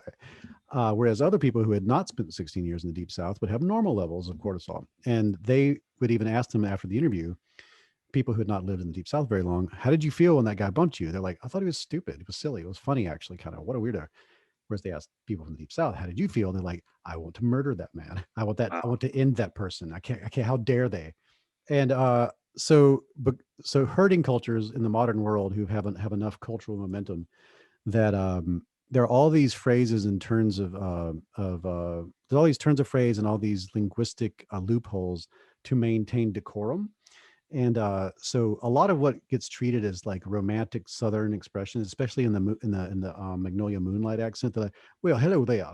Might I offer you a fine drink or something to part your thirst?" Like, that world is actually people doing everything they can to avoid a confrontation. And I love that so much, and it's still stuck with us. And so if you are in the Deep South and somebody goes, "Oh, bless your heart. They are insulting you at a level that you can't even conceive. Like they want to Wow. throw you into a volcano.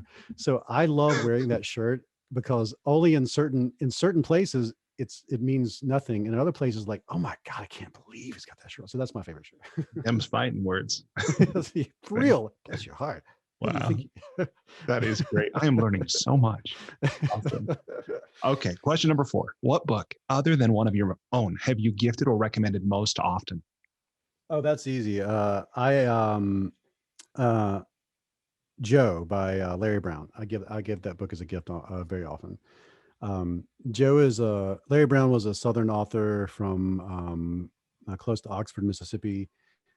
He was a firefighter, a volunteer firefighter most of his life, but he really wanted to be an author, and he just hacked away at it for forever and ever and ever until he got to a point where I'm absolutely certain he's the greatest writer of the maybe the 20th century, but definitely for 2 generations. Um, he understands storytelling at a level that I may never understand, and he produced the perfect book called Joe, and it's full of great things in it. But there's this one scene in it, and I often ask people to read it, and then after they finish reading it, I ask them how this particular scene made them feel. And I'll give it away here, but there's a scene where Joe wakes up with a woman who he's picked up, and they had like a one night stand, and she's lying on the bed, and he's awake and she's asleep, and it's like early morning hours, and he looks at her and he said, the way she was on the bed, the way her hair cascaded across it, she looked like one of those paintings which he had never seen, comma, would never see. And I remember reading that. I was in the parking lot of a Walmart when I was still a print journalist, and I read that, and I looked around at everything around me, and I felt so deeply, awfully um, hurt on her behalf, also on Joe's behalf, these 2 fictional characters. And I understood the misery of the sentence. And he just keeps going. Like, the Joe goes about his day. That one reflective thing that was abysmal, like, still hits me. So I always recommend that book. It's a really, as far as like if I want you to taste the most delicious chocolate of storytelling, that's the book. Wow. I've never even heard of that book. But I highly recommend it. for introducing me to it. I'll definitely check it out. Okay, question number 5 involves travel. So in your life, you've traveled a lot. What's something you do when you travel to make your travel less painful or more enjoyable? I do a lot of stuff. Boy, is that something I've optimized. Um, I mean, like, okay, I guess the most practical thing is I always, as soon as I put my bags down and get everything's like settled, I don't take out my clothes or anything. I leave everything bundled up, and I immediately walk outside, and I do about 6 concentric circles of walking around where I'm at. And because years ago, I noticed that I would be in a place for weeks, and then right around the time to leave, I would need to get something like deodorant or I wanted orange juice or something. And then when I would walk to go get it, I would discover, oh, I was by this the entire time. There was this here the entire time. Like I didn't even know where I was at. Like I was still on the internet. I was still in a virtual landscape. I wasn't in the place I was at. And it has really enriched my travel to, as soon as I get there, do some like concentric circle rings around the neighborhood and get pretty far out, and then find my way back again. And it changes the way you think about where you're at. So that's not like an airport trick. That's a after you get there trick that has really improved my life. That's awesome. All right, question number 6. What's one thing you've started or stopped doing in order to live or age well? That's good. Well, I don't eat meat. That's one thing, I guess. How long have you been meatless? 4 years. I I did it like I did it because I had like a medical scare where I had gotten a gout reaction from I spent a weekend drinking beer, and then I went to a barbecue cook-off, and so I like had overloaded myself with purines, and my body could not process them. I'd gotten the King's disease over a weekend by eating so much meat and drinking so much beer that I had overloaded my body. And so I swore off of it for a while. And after a while, I was like, I don't miss this at all. And so I stopped eating meat and I stopped smoking. So those two things deeply improved my life. I don't know if, oh, here's another practical one. Oh, this is something I hope everybody does. I do not comment on social media if I don't like something, art wise. So if I see a movie that I don't like it, I just don't mention it. But if I do see a movie and I like it, I tell you all about it. Man, that changed my life so much. Like my social media experience got 1,000% better by I just don't get on social media and tell you about something I don't if the new Zack Snyder thing, if I watch it and go, I don't get online and go, saw the new Zack Snyder thing, sucked ass. Like I just don't. I just Yeah. don't do it. I just don't talk about it. Yeah. I'm with you in wishing that everyone, like, can we like start a pledge or something that people It's will agree to it's my social navigate? media golden rule. Yeah. Only comment on things that made you happy or improved your life or you enjoyed. If it didn't, just leave it. I mean, politics aside, if you're a politically engaged person, I get you need to comment on it. But art wise, if I don't like it, I just don't, I'll just move on. Yeah. Yeah. That's just good old mothering advice as well, right? Yeah, Can't say anything nice. that's right. That's a Yeah. Southern, must be my Southern thing. I love it. Okay. Question number 7. What is one thing you wish every American knew?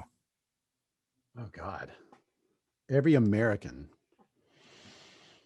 Hmm. I mean, my knee-jerk reaction is I would wish they uh, could go outside the country and just experience it. You would just be so astonished about some things you will find you will be like, wow, America is great. Like some things you'll be like, I am really proud of that.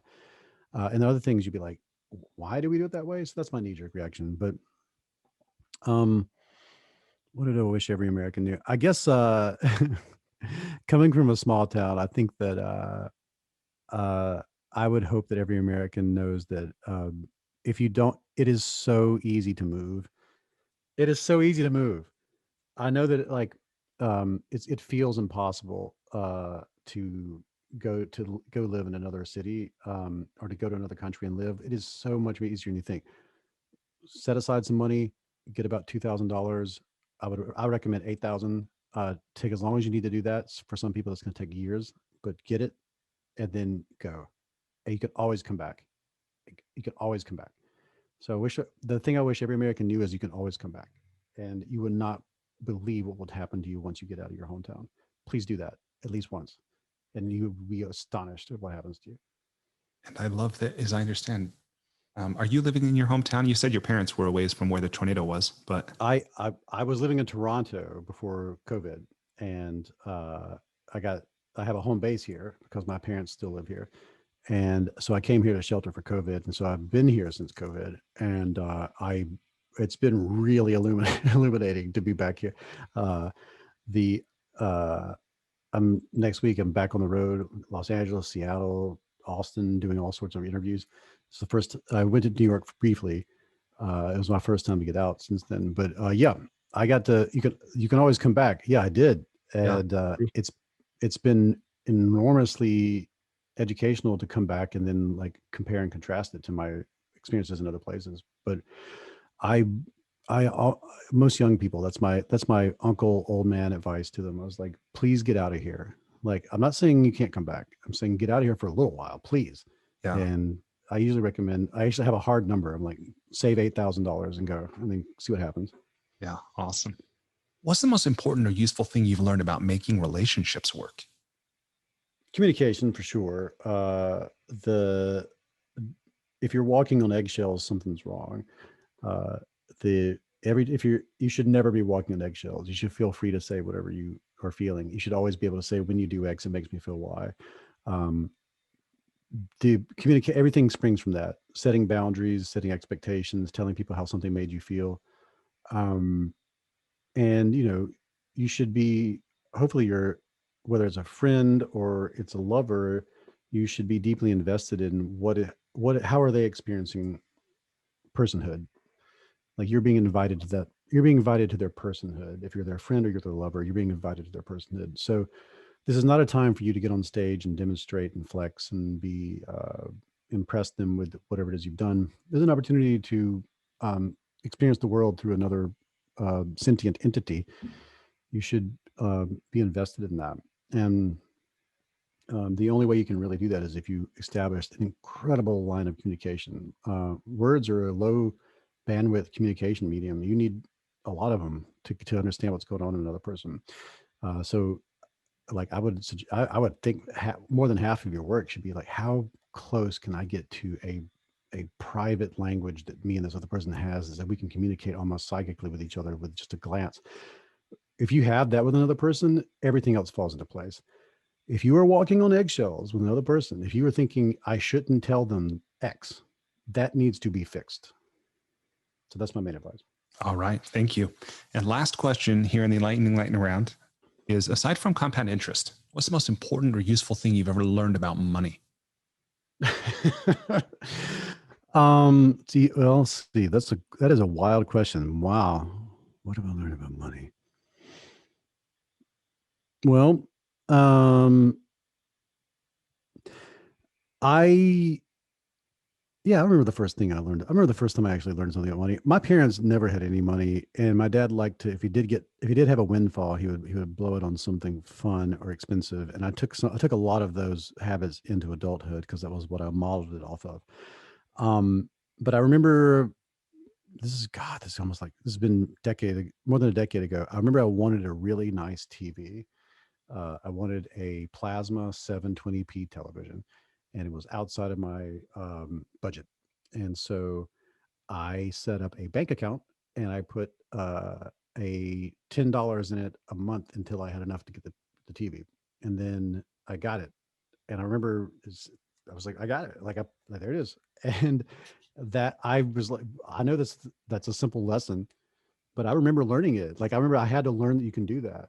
And so being able to delay my gratification in that way, I now currently have like a dozen I use an internet bank account that lets you make fake savings accounts. And I have but it shows you your balance in relation to the things you've set aside.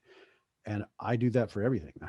like I have these little tricks that I'm playing on myself, where I have set aside a very specific amount of money toward a thing, and then I get the thing or do the trip or do the thing that I'm saving towards. So like I'm saving for like 20 experiences in the future. And I know I'd usually save for experiences over things, because I had Lori Santos on my show. She's a happiness researcher, and she had found that like in every regard, when people are studied in this regard, people always on the back end appreciate experiences over things. A thing just becomes another thing over time, unless that thing offers you repeat experiences. Whereas experiences, they nourish you forever. Even when you change, even when they were bad, like you call back on them forever and ever and ever. So I have multiple fake accounts that I'm saving up for multiple experiences that I want to have over time. I'm planning on going to all these different trips and these things I want to do. None of them are things that I'm going to come back with a physical object. They're all just going to be life experiences. But yeah, learning to delay gratification, oddly enough, for a TV taught me a really important lesson. Wow. Thank you. Okay. If people want to learn more from you, they want to connect with you, what would you have them do? So You Are Not So Smart is the centerpiece of what I do. And so that's got its own website and everything. You can find me on social media at David McRaney. At Not Smart Blog is just a robot that sends out things that I control from time to time. So find me on Twitter. That's the easiest thing. Email me. I get emails all day, but I answer all my emails. So davidmcraney@gmail.com. I'll just give you my email address. Email me. I love talking to people, all sorts of stuff. Sometimes I'll burn a whole day talking to somebody I've never met with some crazy shit they email me. I love that. And moving forward, I have davidmcraney.com, and it looks like now that I have a new book coming out that's outside of the You Are Not So Smart brand, that I'm going to have to start using that as my central hub. So somewhere in the future, I'll fix all that up. So David McRaney on Twitter, davidmcraney.com, youarenotSoSmart.com. Awesome. Okay. And the final two-part question. One, we've talked a lot about writing, which is why I don't feel bad about not having a specific writing segment, writing and creativity exploration. But nevertheless, I will just ask you this two-part question. One is, what advice or encouragement would you leave those listening with who have their own writing projects. They're either harboring the dream or they're in the belly of the snake. And then what's the final thought that you want to leave people listening with just overall to close the interview? Oh, Lord. When it comes to writing, like, I'll split that into two. There's the writing business and there's the writing enterprise. There's the writing practice. There's no way around it. You have to write every day and you have to read constantly. So it doesn't matter what it is. It doesn't matter if it's, I've read some really terrible stuff, always teaches you something. Always have a book that you're in the middle of reading. And when you put it down, pick up another one. Never stop ingesting long form. Never stop. And then Cory Doctorow has some really good advice that I've been following forever when it comes to having a writing lifestyle. He says write just 75 words a day, but I set my goal a little higher. But have a goal, try to reach it. You don't have to even keep up with it after a while. You'll feel it out. What's but your do goal? try to do what? Sorry. What's your word count? I always try to hit 500 a day, but I almost always hit 2,000. So do write every day. Don't worry about the quality of it. It can be journal, it can be diary, it can be blog post, it can be Facebook post, doesn't matter, but do wield the language on a daily basis. Write every day, read every day. And if you're writing professionally or you're trying to finish a book or a project, just sit down and go, vomit it out. That's the first, then edit it again, show it to people, but just get it on paper.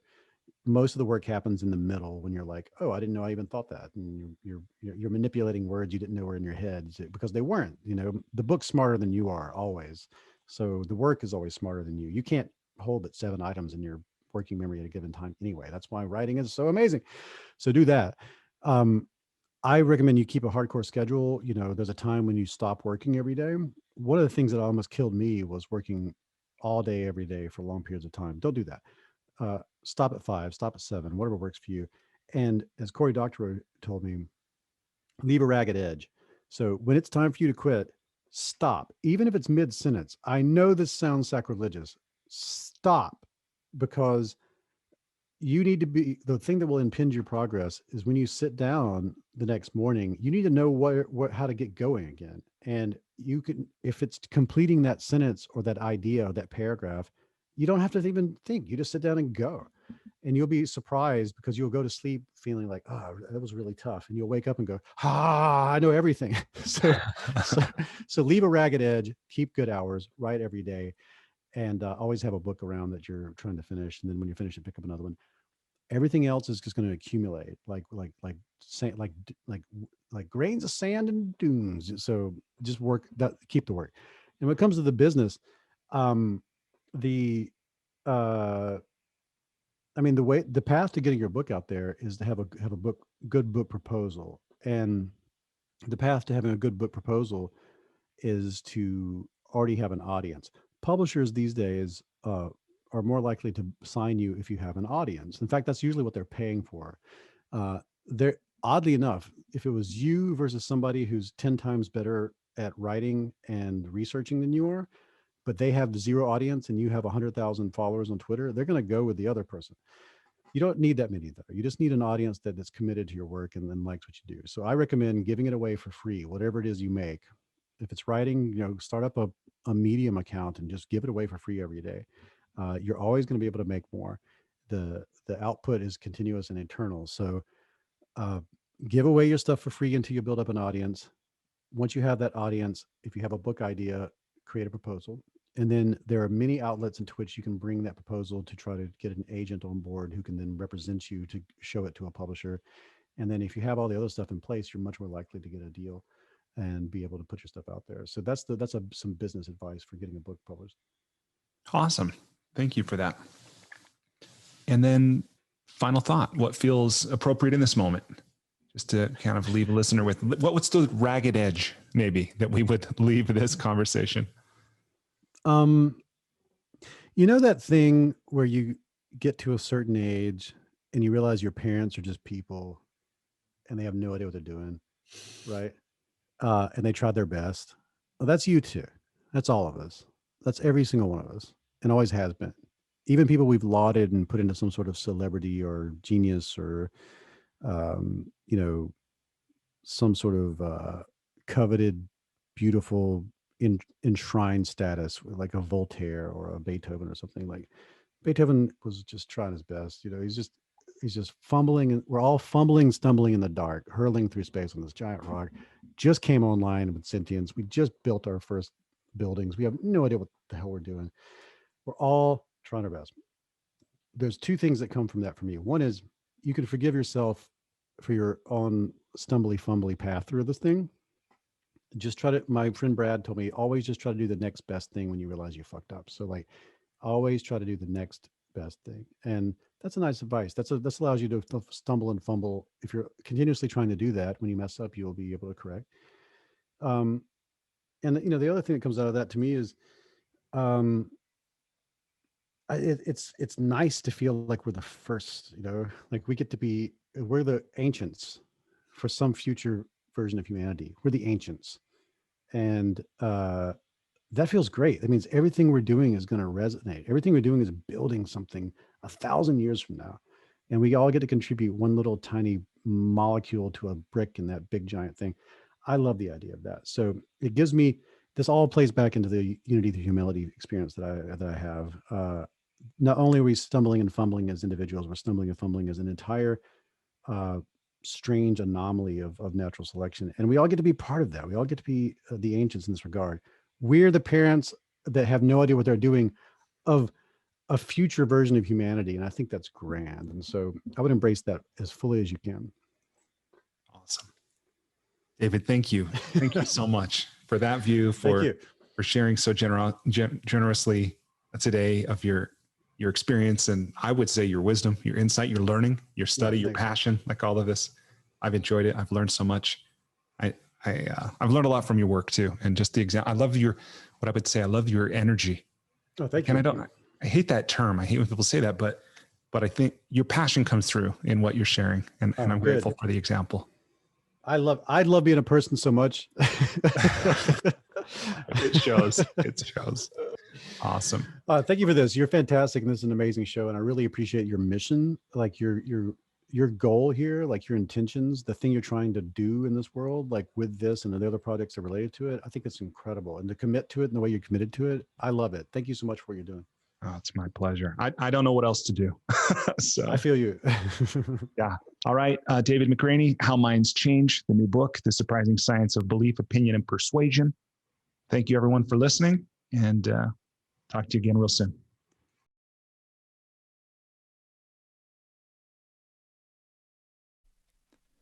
Hey, thanks so much for listening to this episode of the School for Good Living podcast. Before you take off, just want to extend an invitation to you.